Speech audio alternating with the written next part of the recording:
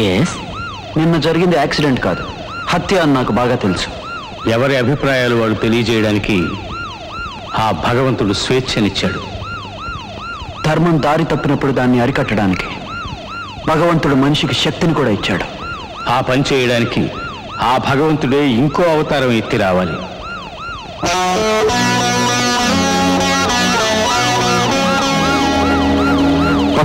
వస్తాడు.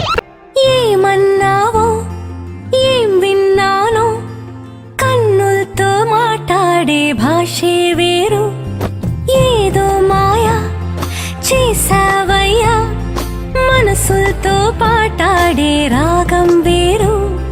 చిన్ని చిన్ని ఆసే సిరి వెన్నెల్లో నా పూసే, గుండెల్లో నీ ఊసే ఒక భాసే చేసే. గుచ్చే చూపుల్లో నా రవిచ్చే నవ్వు.